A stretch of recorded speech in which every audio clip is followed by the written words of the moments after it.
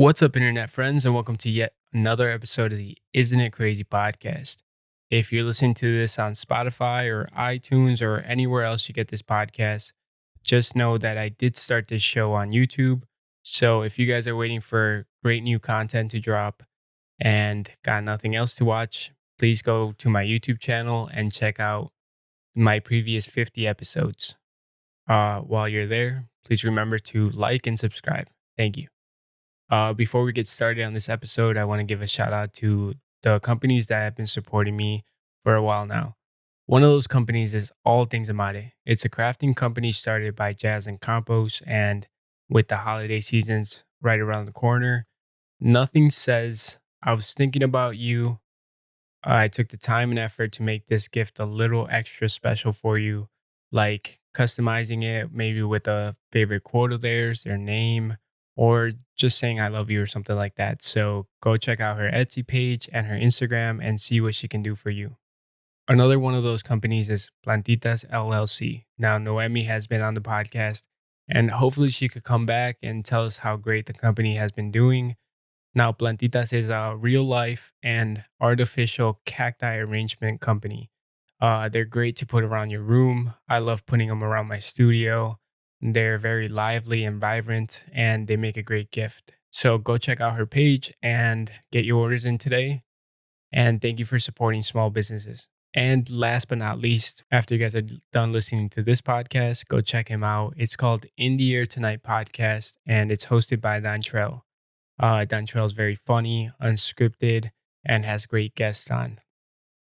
He recently went viral on TikTok, and what can I say? Congratulations, dude. I see all the hard work you're putting in, all the videos you put on YouTube and TikTok, and it's well deserved. And I'm happy for you and keep up the great work. But today's subject is how to survive going out to clubs. Now that things are ramping up and you could go to restaurants and go out to movies, one of the things you can do is go back to a club. And depending where you live, there could be certain guidelines on how many people could be inside, how close you guys could be to one another. So keep that in mind. But I thought I'd give you guys some tips and tricks on the things I've learned over the years. A couple years back, when I was young, dumb, and single, I was known for going out a lot. And I did go out a lot. I went out from Friday, Saturday, and Sundays if we had Monday off. You know, it was the thing to do, at least in my mind. That was what I was thinking about the whole week. And I learned a thing or two, and I thought I'd make a great subject to talk about on the podcast. So, without further ado, let's talk about that. The number one piece of advice I could give somebody about going out is eat something before you go out. You don't want to eat on an empty stomach. You'll get super drunk super fast and it'll cut your night short and you won't remember most of it. So eat something before you go out. That way you could drink for longer periods of time and not get drunk too quick. Now it's crucial what time you eat too. You don't want to eat too soon and be hungry when you start getting ready to go out to the club because then you're gonna have to eat again. And you don't want to eat too late that when you're at the club, you got to take a dump. I don't know about girls, but usually for guys, those toilet seats are disgusting. There's pee all over it. There's vomit. God knows else what there is. I've had times where I've had to take a dump at the club and I just called an Uber and went home. So it kind of ruined my night. So you have to time it properly. And if you get it right, you'll have to go right before you start getting ready. And that's the perfect time. So kind of experiment with it, see maybe an hour, 2 hours. But if you could get it right before you get ready, that's perfect. Because for me, I get the urge to go to the bathroom. I know I have to start getting ready and I just go take a dump and then shower. And it's perfect. It's like it's seamless, I guess you could say. And that brings me to my second piece of advice, which would be taking a shower, making sure you smell good, and brushing your teeth. The thing about unpleasant odors is that they create this distraction to what you're trying to do. Maybe you're trying to talk to somebody you just met at the club. Maybe you're talking to your friend. Maybe you're just around people. People don't want to be around somebody who smells. There's been plenty of times where I've talked to somebody at a club and, you know, there's music blasting. So you have to get close to one another. And if somebody's screaming in your face and their breath smells like shit, you're trying to nod your way out of the conversation and you're not even paying attention to what this person is saying. So, making sure your breath smells good is a must if you're trying to communicate and have a good time and make sure that people are paying attention to you. I would say taking a shower is a close second because body odor, especially given the environment you're going to be in, you're going to be in a club, people are going to be dancing, you're going to be dancing close to each other. The body tends to produce body odor if you don't put deodorant in a shower. So don't think it's okay just to get up from your couch and go out because if you smell bad, it's going to be less of a fun experience because people don't want to be around you and people are polite. So they're not going to tell you smell. And, you know, you don't want to be that guy. You don't want to be the crusty, musty dude that's at the club. So make sure you shower. Make sure you put some product in your hair. Make sure you pick out a good cologne and brush your teeth. And when it comes to cologne, put enough that somebody, if you walk by somebody, they could smell you, but don't put too much where it burns the fucking hairs in their nose. It's a very different balance depending on what you're going to use. But if you need advice on colognes, ask your lady friend, your girlfriend, or your friend to help you pick out. You only need two fragrances. Smelling good could take you very far. It's appealing to people. I've been in lines outside of a club where a girl turned around and she was impossibly hot. And she said, "Somebody smells really good." And this guy right next to her was like, "It's probably me." And she smelled his chest and she's like, "Yeah, it's definitely you." And then they were chatting in the line, and then he bought her a drink, and, I mean, I didn't follow him around, but I'm pretty sure he, like, got her number or took her home or anything or something like that, so it could take you pretty far. So I've seen the magic work when it comes to colognes, so make sure you pick a good one. But say you got something to eat, you showered, you brushed your teeth. Next step would be picking out clothes appropriate for that club. If you're not sure what to wear, you could always call the club and they are happy to tell you exactly what their standards are. Some people say it's like business casual, casual, or there's no dress code. Just make sure you know that you're wearing the appropriate things to get in. Now, there's ways to make that a better experience. Personally, for me, I like wearing suits, and I've never seen a guy get denied entry to a club because he's wearing a suit. If anything, it has the opposite effect. Bouncers tend to look at you like, is it a special like night? They tell you you look sharp, you look good, and they're more inclined to let you in faster because clubs want people that are well dressed and look young and vibrant, and it just makes that ambiance better and more desirable for people on the outside to want to come in. So if you're dressed good, there's a better chance you're going to get through that line way faster. And the way I go about dressing myself if I'm not wearing a suit is wearing a nice pair of jeans, nice pair of shoes, button up shirt.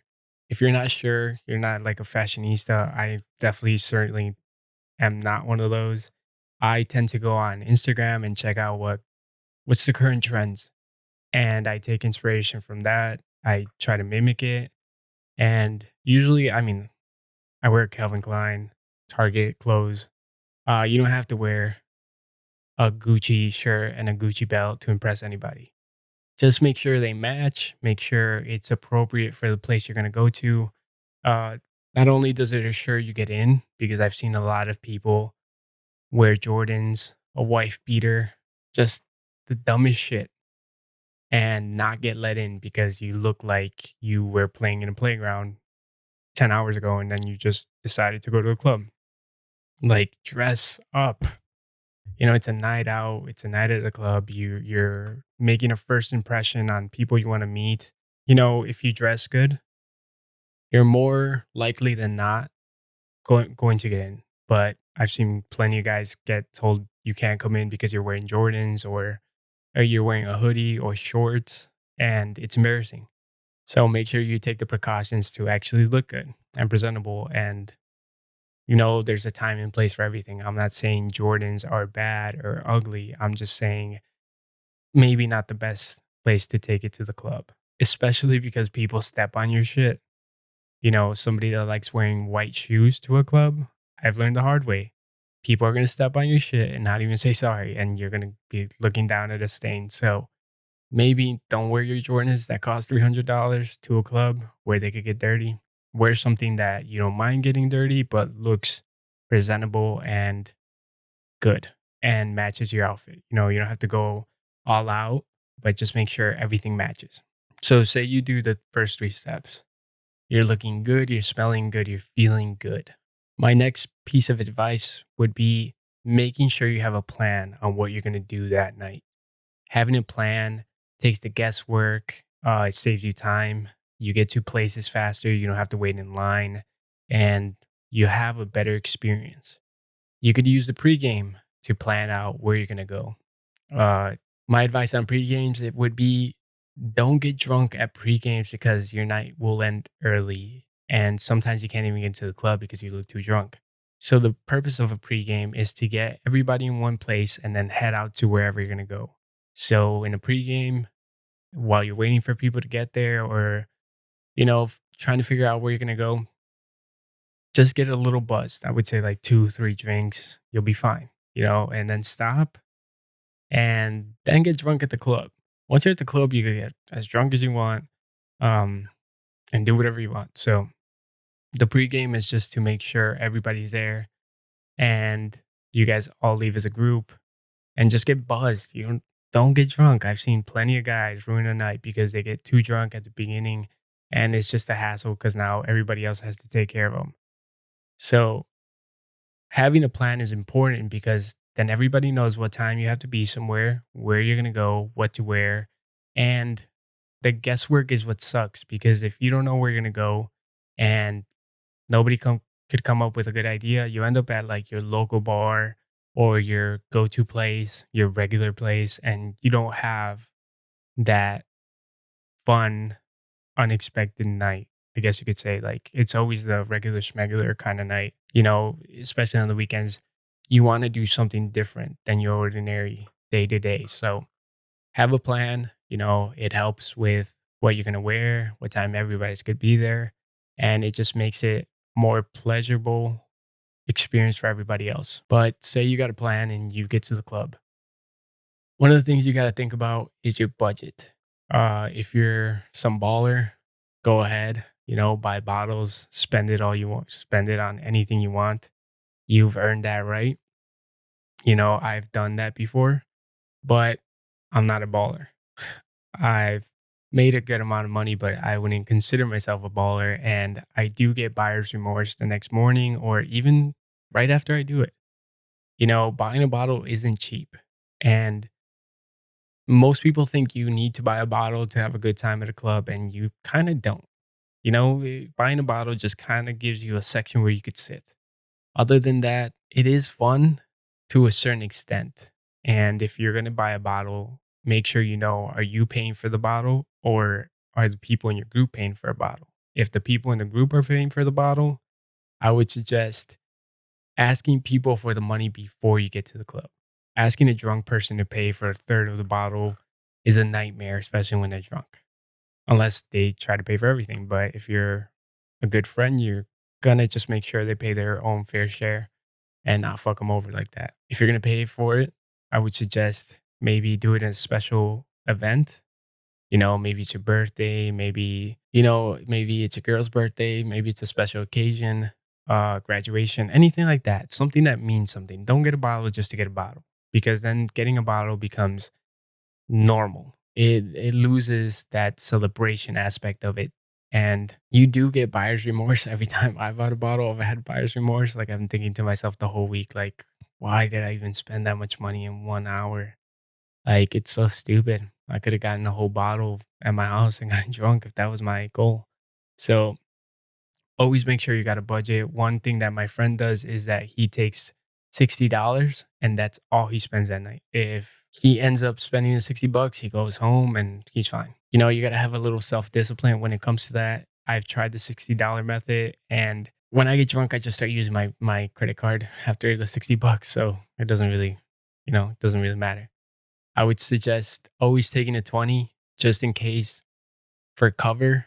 They don't take cards in a lot of places and it holds up the line. So just have a 20 or 40 ready in your wallet so you can pay that cover and get in. But speaking about budgets, if you know you're going out, especially to the city or somewhere like that, and there's covers and there's extra fees to get in, or maybe this and that. If you're not willing to pay those covers, stay home. There's nothing worse than making a plan, getting ready, going to a club, and then your boy says, "Oh, I don't want to go in there because they're charging $20." Like, why did you even come out? Like, you knew you were gonna spend some type of money, so you might as well, like, ask around, do they have a cover? Do your research. Are you willing to pay these covers to get into these bars? If not, then maybe stay home. If you're not willing to spend that money, then stay home.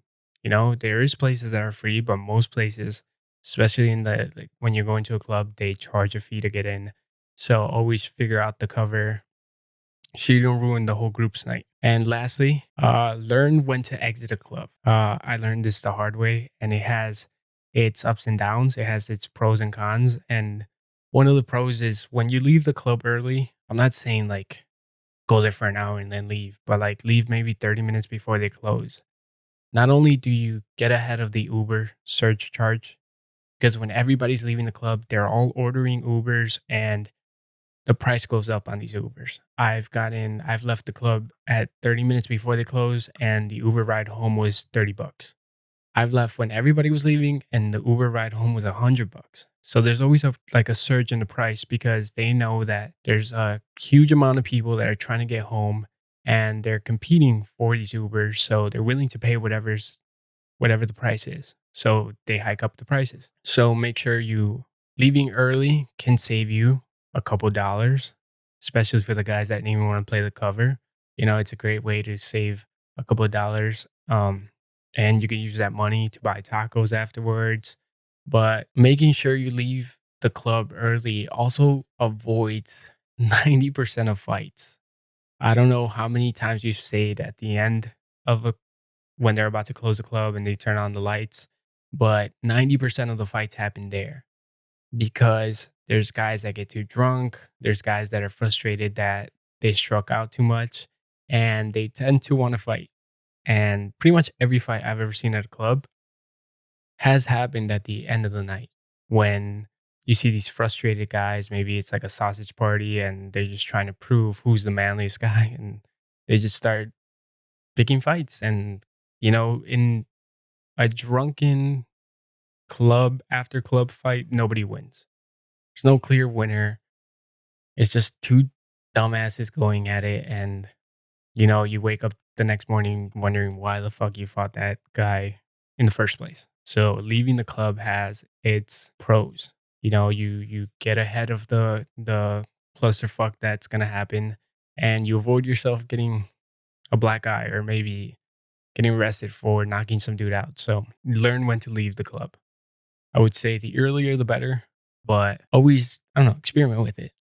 If you want to leave an hour before, 30 minutes before, 15 minutes before, whatever you're comfortable with. But I would say don't stay at the end of the club. That's the worst time to leave the club. But yeah, that's some things I learned while I was going out and being young and dumb and just having some fun. It's don't let people make you feel bad about going out. There's people that are like, "Oh, you're 23, you should be saving for a house, and why are you going out? Why do you go out every weekend?" It's like, one day I'm gonna have a house, one day I'm gonna have kids, one day I'm gonna have other priorities that I have to take care of, and then if I didn't do what I did, I would be sitting there wishing I did. That what if I would have gone out more? What if I would have enjoyed my 20s? I'm confident and I'm certain I'm not going to sit there when I'm 40 wondering what if, because I did go out and do a lot of dumb and fun things. So don't make people make you feel bad about going out. Fuck them. They're boring. And if they want to grow up at 20, go ahead. No one's stopping you. But these people tend to be bitter and jealous and want to make you feel bad about the choices that you're making. But the best thing you could do is fill your Instagram story with fun nights out and just let the haters hate. But other than that, this weekend, I don't think I'll be going out. My girlfriend's going to Las Vegas and I'm gonna hang out with the boys, but for the large part of it, I'm gonna be watching the NFL. And I'm excited it's coming back. I'm happy that we got the NBA bubble. I'm happy that there's UFC fights going on. Next week, I'll be doing an MMA breakdown on UFC 256, I think it is. I don't remember the exact number, but it's Israel Adesanya versus Diego Acosta, and I couldn't be more excited for that fight. But I am excited for the games that are coming up this weekend for the NFL. And if you know me, you know that I got three teams. Obviously, the Bears because I was raised in Chicago. My next team would be the Dallas Cowboys, just because I don't know something about the allure of being a Dallas Cowboy, the pedigree, the what it means to be a Dallas Cowboy. It just interests me, and I root for that team. I don't know why. And the third one would be whatever team Tom Brady's in. I look at Tom Brady and I see somebody that is a perfect example of how to be a leader, how to be disciplined. Every the things he embodies, his values, I look up to. So I'm always rooting for him, even though I know there's a lot of people that hate on him. But those three teams and their matchups I'll be talking about right now. The rest of the teams and my predictions for week one will be available on my Instagram on Friday. So if I don't mention your team or a team that you wanted to hear about, I will be picking them and making it public on my Instagram at It Isn't a Crazy Podcast. And you guys could check that out on Friday. But as the Bears go, this weekend they're playing the Lions. It's not a hard matchup, but it means a lot because they're in the same division. And getting a win over somebody in your division is very important just because of the playoffs. And, when you look at both teams, you can it's easy to say that Chicago has always been good at defense. I don't know why. We've always had a solid defense. I remember Tillman was one of my favorite defensive players just because he would punch the ball out of running backs and wide receivers and get the turnover. And, now we have Khalil Mack. I know last year wasn't his best year, but there's always like growing pains when you join a team. And I think Khalil Mack has become one of the leaders, the captains of this team. So you're going to see a lot of productivity coming from his side. And the Chicago defense has always been good, solid. What worries me about Chicago is their offense. We haven't had a good quarterback in years.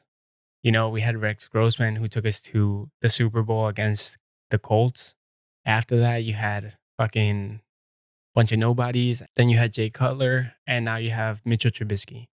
And the thing about Mitch Trubisky is that the GM drafted him over Patrick Mahomes and Deshaun Watson. So the GM is feeling a lot of pressure to make sure his pick was right. Because admitting that you're wrong and that you've whiffed on two of the best quarterbacks in the league and you chose Mitch Trubisky as yours, um, doesn't look good on a resume. It doesn't look good when they're reevaluating, are you a good GM? Are you a good coach for this team?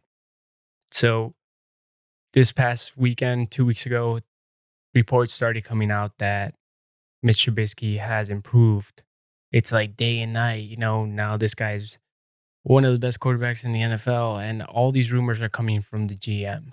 And they brought in Nick Foles just in case, and Nick Foles couldn't win the job, so they named Mitchell Trubisky their starting quarterback. And that makes me nervous because I don't think Mitchell Trubisky is as good as they're saying. I think they're hyping it up because the GM doesn't want to be wrong. Nobody wants to admit when they fucked up. Nobody wants to admit that they chose wrong and let a Super Bowl MVP like Patrick Mahomes slip through their fingers. So he's gonna try to jam this quarterback down our throats. And when you look at the other side of the Lions, you see that they have Matthew Stafford, and he's a solid quarterback. He did get injured last year, but during the season, he was playing pretty well, and he has some weapons that he could throw to. But if our defense can make him have a bad night and Mitchell Trubisky can limit his errors when it comes to interceptions or bad throws, we have a really good chance of winning this. So I'm hoping Mitchell Trubisky is as good as advertised because of the GM, but who knows? We're gonna have to wait and see. But I'm gonna have to choose the Bears just because I think when you compare both quarterbacks, whichever quarterback is gonna make the least amount of errors is gonna score the most points, and then you have to check out each team's defense. But for the first week, I'm gonna choose the Bears over the Lions, and hopefully I'm right. Moving on to the Bucks and the Saints. If you guys don't know, Tom Brady left the Patriots and moved down to Florida to Tampa Bay and now plays for the Tampa Bay Buccaneers. Again, they're playing a division rival. And the thing that I think happens when you move to a different town, a new job, there's always this like training process. You gotta learn the way this company works. And there's growing pains, and you got to figure out where to put players so the chemistry of the team is copacetic, where it works like a well-oiled machine. And with no off season, no preseason games, you don't get the chance to quite tweak it out. And I think that's going to hurt the Tampa Bay Bucks. You could have a stacked lineup like Tom Brady does, way better receivers than last year. You could have Mike Evans and Gronkowski and Bruce Arian at the helm, and he's a great coach. You know, they have great offensive coaches. Their defense was playing really well at the later part of the season last year, but that team chemistry and tweaking the team to make sure it runs like a well-oiled machine takes time. And the only way they can do this is if they are in live games. You know, you can practice all you want. Live games are different. You know, they're hitting at 100%, not 80%. And you get this like game day jitters and all that stuff that comes with playing a real life game. So I think that's gonna hurt the Buccaneers. I think the tweaks and changing this player and that player and getting to know how everybody's gonna play in a real life scenario is gonna be a huge distraction for the Tampa Bay Buccaneers. So I'm picking the New Orleans Saints, who have Drew Brees and a team with set pieces, a team that's played with each other for a while. You know, they did bring in new pieces, but not enough to make an impact on the whole team like a quarterback would. So I think the Saints are going to play with more team chemistry, and Drew Brees is at the same level of Tom Brady. So if you're going to compare quarterbacks and scoring ability, Drew Brees is up there, and he's an elite quarterback in the NFL. So just because of that distraction, I think the Tampa Bay Buccaneers are going to lose their first game, and I think the media is going to kill Tom Brady. Just absolutely shred him apart. You know, they're gonna say he can't do it without Belichick. Um, Maybe he's a bust, maybe he's too old. And this is what the media does. They want to be provocative and they want to jump the gun and say all these things so they could get people's attention. But I think being that the Saints and the Bucks are in the same division and they see each other down the road again, I think the Bucks figure it out given 3, 4 games, and then they start playing really well, and they start beating a lot of people, and some of the people they're gonna win against is the Saints. So I'm not worried about my boy Tom, and I think he's gonna have a great year. He could make a Super Bowl run depending on how many people they sign. They've signed a lot of great people and, a lot of good pieces. I think this is the best team Tom Brady's had in a long time, so we'll see how it all works out. But the first game, I'm going to give it to the Saints. Now, the last game I want to talk about is the Cowboys versus the Rams. And something about one of my favorite players in the NFL league is Dak Prescott. And if you've been following the drama that happened this year with Dak Prescott, was that the Cowboys failed to sign him to a long term deal just because the sticking point was they didn't want to pay him as much as Patrick Mahomes. And the deadlines to sign a player went and came, and they had to franchise tag him for $34 million or something like that for 1 year. So this year is Dak Prescott's year to prove to the Cowboys why. they should pay him like a Patrick Mahomes or more than Deshaun Watson. And I mean, I don't think he should prove anything anymore. He did prove that he was a great quarterback. He's at the level, maybe not of Patrick Mahomes, but definitely a Deshaun Watson.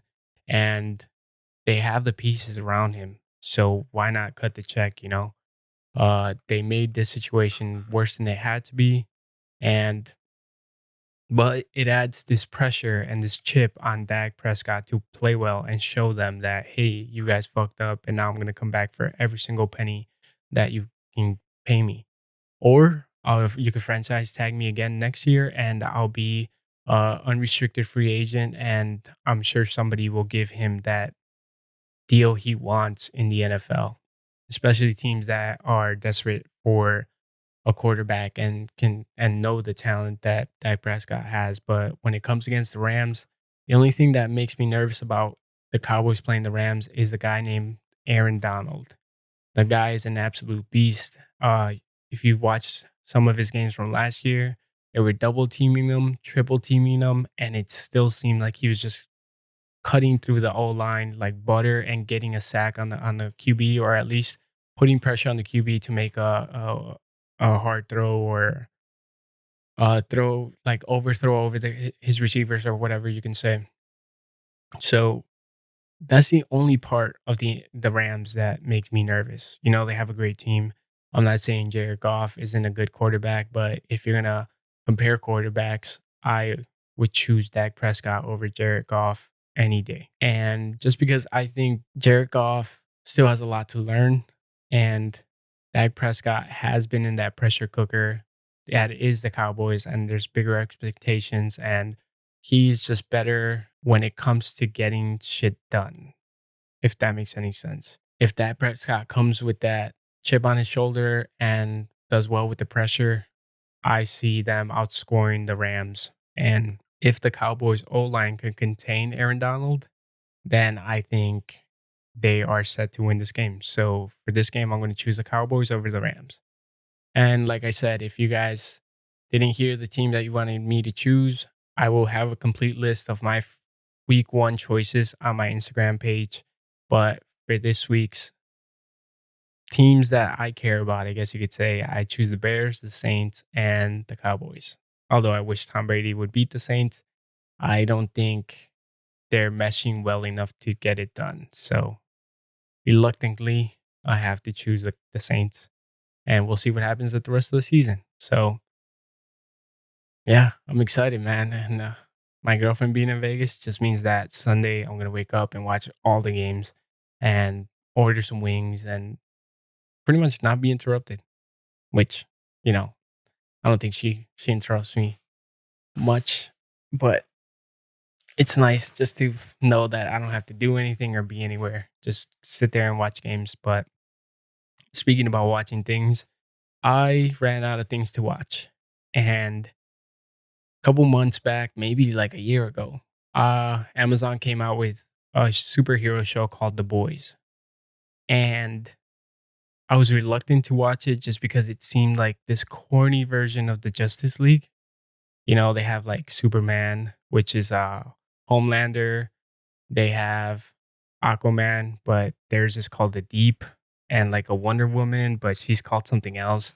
It just seemed like a corny ripoff of like DC or Marvel. So I never like quite watched it till they started promoting season 2, and I was just like, "Fuck it, I got nothing else to watch." So I watched the first episode, and when I say don't judge a show by its cover, this show is exactly what I'm talking about. Because the cover looks like some knockoff, some like low budget kind of show of like superhero show, and it was nothing like that. The special effects were great.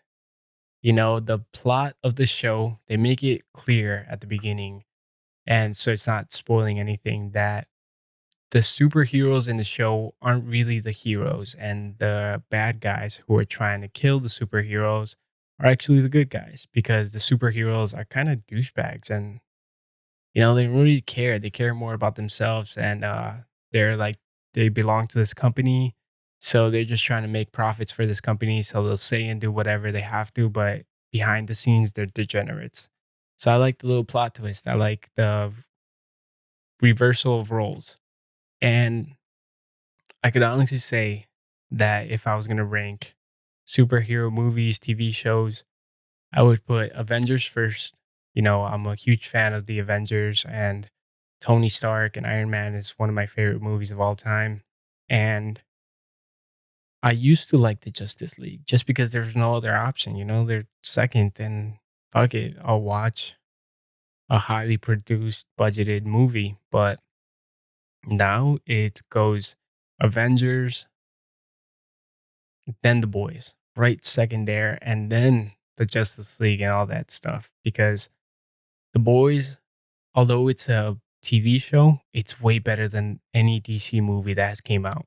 You know, don't even argue with that because the fact that they did a Batman versus Superman and Superman literally couldn't kill the Batman when the Batman's just some rich dude with a bunch of gadgets. And the only reason he stopped from killing him at the end was because their mom's name was Maria. That seems like the stupidest fucking movie. And I'm pretty sure I said that. I would give that movie on the Isn't It Crazy scale a 2 because it was so shitty. And Ben Affleck is way too fat to be Batman. So I don't know. I didn't like it, but I definitely shouldn't have judged. I wish I would have watched the show way earlier, but I'm happy that I watched it now because now I get to watch season 1 and then season 2. And, you know, one of the things I always say is that I like shows and movies because of the dialogue. And this show definitely has that. It has great dialogue, it has great special effects, it has a great plot. Uh, I would give it a 9 out of 10 on the Isn't It Crazy scale. And you know, I always tell you guys that I don't overhype anything. So watch the first episode. It hooked me. I'm sure if you're into superheroes and anything like that, it's gonna hook you. And it's a great show to watch. So I highly recommend it. But that's pretty much the end of my show. Hopefully you guys learned a thing or two about going out. I'm sure there's a million things you could do before, after, during, when you're at the club, but those were tips and tricks I learned on how to have a better night, I guess you could say. And I hope you guys are excited about the NFL coming back as much as I am.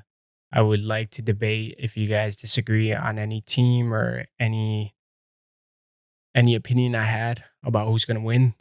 You know, always comment, send me a DM, let me know what you disagree on. I always love a good debate on sports. And yeah, if you guys got nothing to watch after this, go watch The Boys. And make sure you guys check out the companies I mentioned. The description will be down below. And thank you guys for tuning in. So I'll see you guys next time.